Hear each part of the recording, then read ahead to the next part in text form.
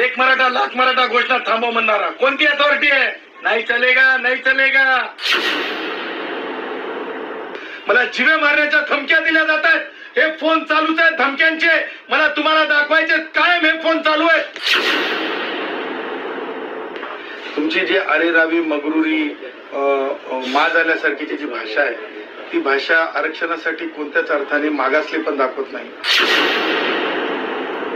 मला असं वाटतंय की जरंगेच्या सभेमध्ये कोणतीच संविधानिक गोष्टीवर चर्चा झालेली नाही. त्यानंतर जरंगेच्या सभेमध्ये कोणत्याच कायदेशीर बाबीवर चर्चा झालेली नाही. जरंगेची सभा ही जरंगे यात्रेसारखी झाली आणि नेण्यासारखं काहीच नाही लोकांना आणि त्यामुळे लोकांची नक्की निराशा झाली असेल आणि सभा काही ज्या प्रकारे चर्चा करण्यात आली तशी काही झाल्याची माझ्याकडे खातरजमा माहिती आहे की तशी काही झालेली नाही. गुरुरीची भाषा होती, अरेरावीची भाषा होती. मला जरंगेला हेच सांगायचं, जरंगे स्वतःला पाटील लावून घेतात आणि ज्यावेळेस तुम्ही पाटील लावून घेता ही सुपरमसी आहे आणि आरक्षण हे सुपरमसी सोबत नाहीये. तुमची जी अरेरावी मगरुरी माज आल्यासारखीची जी भाषा आहे ती भाषा आरक्षणासाठी कोणत्याच अर्थाने मागासले पण दाखवत नाही. त्यामुळे तुम्ही स्वतःच पावती देऊन टाकली की तुम्ही आरक्षणाच्या मागणीसाठी स्वतः तरी पात्र नाही. त्यासोबतच मला सांगायचं आहे की त्यांचं रानबुला असल्यासारखं भाष्य होतं. आता त्यांना एका बाजूला जरंगे म्हणतात की आम्ही म्हणजे मराठा स्वतंत्र वर्ग प्रवर्ग करून आरक्षण द्या. ते ऑलरेडी मान्य सर्वोच्च न्यायालयामध्ये नाकारण्यात आलेलं आहे. मागासलेपणे नाकारलेलं आहे मराठ्यांचं आणि दुसरी गोष्ट हे नाकारण्यात आलेलं आहे की असंविधानिक आहे दिलेला कायदा स्वतंत्र गट करून. त्यानंतर काही दिवस तिळपापड करत आणि ज्याला म्हणतो आपण असं थैथयाट करत जरंगेनं सांगितलं होतं की कुणब्यांमधून द्या. पूर्ण भाषणामध्ये जरंगे मराठा मराठा म्हणतो आणि अचानक कुणबी तरी करा असं म्हणतो. मला जरंगेला अगदी कोणाला अपमान हिनवण्याच्या याच्यातून नाही, परंतु एकच बाब मला सांगायची आहे. जरंगे, मी शेतकरी आहे, शेतमजुरांची भाषा मला माहिती आहे, शेतकऱ्यांची भाषा मला माहिती आहे, कास्तकारांची भाषा मला माहिती आहे. लावलं रताळ आलंय केळं असं कधीच होत नाही. वास्तवामध्ये रताळ लावल्याच्या नंतर रताळच येत असते. तुला काय म्हणायचं हे तू तरी ठरवून घे बाबा. तुला एकच म्हणायचंय जे राष्ट्रवादी काँग्रेसचे वयोवृद्ध पुढारी शरद पवार यांनी सगळ्यात अगोदर तुझी येऊन जी भेट घेतली त्या भेटीचे परिणाम शरद पवारांची जे ज्याला म्हणतो आपण ते वादळ आलं.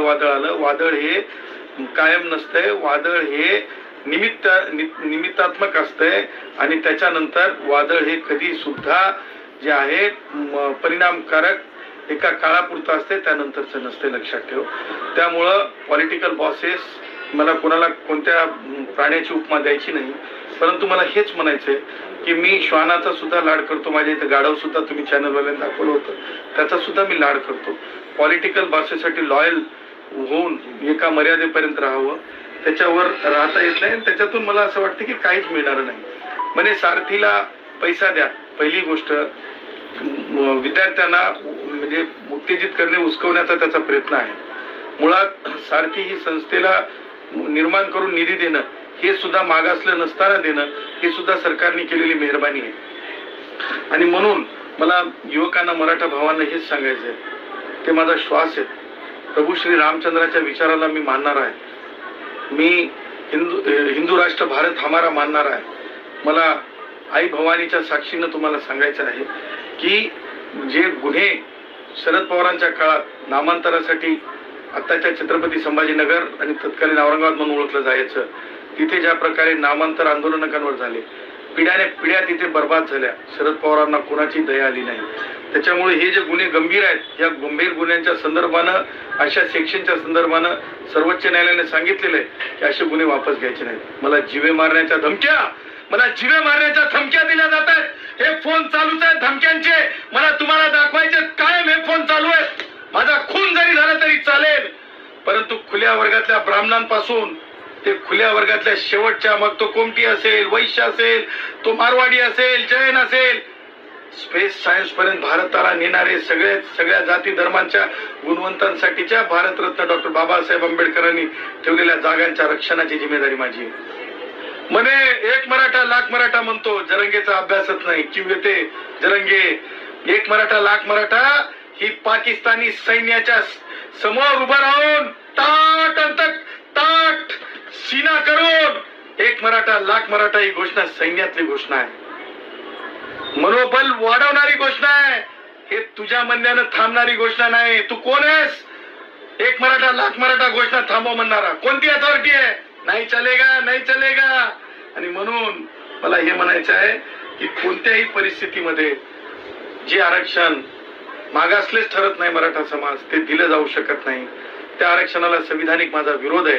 आणि त्या पलीकडे जाऊन मला सांगायचंय, सरकार, ओ सरकार, ओ सरकार, तुम्ही जात म्हणून आरक्षणाच्या साठी जेव्हा समित्यांना बोलवाल त्यावेळेस खुल्या वर्गातले प्रतिनिधित्व करणाऱ्या आमच्या सारख्या लोकांना सुद्धा तुम्ही आमची भावना सुद्धा समजून घ्यायची, जाणून घ्यायची. जात म्हणून हा देश नाहीये. हा देश अखंड भारताचे मार्गविधाते नथुरामजी गोडसेंच्या विचाराचा देश म्हणून बघा. आणि म्हणून सगळ्यांचा मान राखताना खुल्या वर्गातल्या गुणवंतांचा मान राखण्यासाठी आमची सुद्धा न्यायिक भूमिका ऐकली पाहिजे, ही आमची सरकारकडून माफक अपेक्षा आहे. सर, आपली पुढची भूमिका काय असणार आहे याच्यात? जर आरक्षण म्हणून काही लोकांनी राज्याला वेठीस धरण्याचा प्रयत्न केला, खुल्या गुणवंतांच्या जागा कमी करण्याचा प्रयत्न केला, त्यापुढे उपोषण चालू करण्याचा प्रयत्न केला, तर खुल्या गुणवंतांचं प्रतिनिधित्व म्हणून जरंगे सारखं नाही, सलाईन लावून घेऊन